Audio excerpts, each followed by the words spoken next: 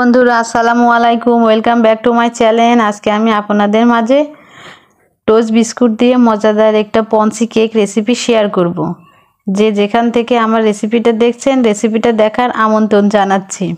তো কথা না বাড়িয়ে মূল রেসিপিতে চলে যায়। দেখুন, আমি 4টা টোস্ট বিস্কুট নিয়েছি। এটা এখন আমি হাতের সাহায্যে কুচি কুচি করে ভেঙে নেব। বিস্কুটটা তো নরম, হাত দিলেই ভেঙে যাচ্ছে। আমি ছোট ছোট পিস করে ভেঙে নেব।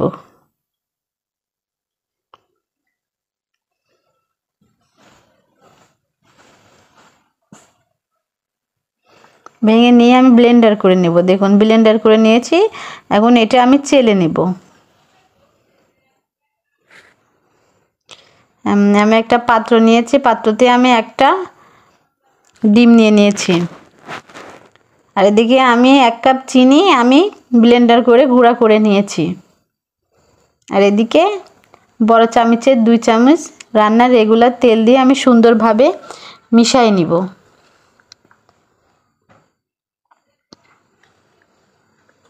এখন সুন্দরভাবে মিশিয়ে নিয়েছি। এবার যে আমি টোস্ট বিস্কুট গুঁড়া করে রাখছি সেটা চেলে নিয়েছি, সেটা আমি 1 কাপ পরিমাণ দিয়ে দিয়েছি। দিয়ে এবার সুন্দর করে আমি মিশিয়ে নেব। আর 2 চামচ মতো ময়দা, 1 চামচ বেকিং পাউডার আর 1/2 চামচ বেকিং সোডা, আর জাল করা ঠান্ডা দুধ দিয়ে দিয়েছি 2 চামচ মতো। দিয়ে আমি সুন্দর করে মিশিয়ে নেব। এই কেকটা যত পরিমাণ ফেটানো যাবে কেকটা তত সফট হবে, সেজন্য অতিরিক্ত আমি ফেটাই নিয়েছি। এদিকে আমি টুটি ফুটি দিয়ে দিব। এটা আমি আমার তৈরি করা টুটি ফুটি, সেটা কেকের মধ্যে আমি দিয়ে দেব। দিয়ে সুন্দর করে মিশিয়ে নিব। দেখুন, আর এদিকে আমি যে পাত্রে কেকটা বসাবো সেটাতে আমি অয়েল লাগিয়ে আমি বাটিতে আমি সেট করে নিয়েছি। আর যে মিশ্রণটা ছিল সেটা আমি বাটির মধ্যে ঢেলে দিয়েছি। বাটিতে একটু মিশ্রণটা বেশি হয়েছিল বলে আমি আরেকটা কাপে আমি নামিয়ে নিয়েছি। নিয়ে এবার আমি যে পাত্রে বসাবো সেটা নিয়ে নিয়েছি। নিচে একটু কাগজ দিয়ে দিয়েছি, একটা স্ট্যান্ড দিয়ে দিয়েছি।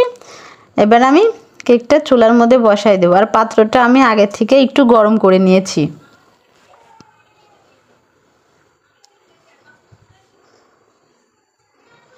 বসাই দিয়েছি। এবার আমি ঢাকনাটা ঢেকে দেব। আর ঢাকনা যে ছিদ্রটা আমি আগে থেকে কাগজ দিয়ে বন্ধ করে দিয়েছি। দেখুন, কিছুক্ষণ 10 মিনিট জাল করার পরে আমি কেকে একটু কাঠবাদাম কুচি কুচি করা দিয়ে দিব উপরে। আর আমি কিন্তু চুলার হিটটা আমি একদম লোয়ে রেখেছি। দেখুন কেকটা কত সুন্দরভাবে ফুলে উঠেছে। আমি একটা কাঠির সাহায্যে দেখব কেমন হয়েছে।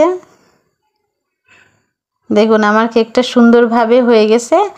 আমি কিন্তু কেকটা 1.5 ঘন্টা লো হিটে জাল করেছি। জাল করে কেকটা সুন্দরভাবে সেট হয়ে গেছে। এবার আমি এভাবে কিছুক্ষণ রেখে দেব। রেখে দিয়ে আমি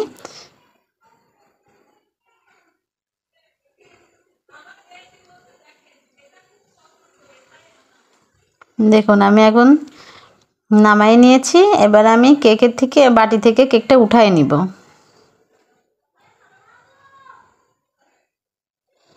বাটি থেকে কেকটা উঠাই নিয়ে আমি কেকের যে কাগজটা আমি খুলে নিব। দেখুন কত সুন্দর একটা কেক হয়েছে। কালারটাও মাশাআল্লাহ অনেক সুন্দর হয়েছে। তো আমি আপনাদেরকে একটু কেটে দেখাচ্ছি কত সুন্দর সফট হয়েছে। টোস্ট বিস্কুট দিয়ে যে এত মজাদার একটা কেক তৈরি করা যায়, তৈরি না করলে বোঝাই অসম্ভব।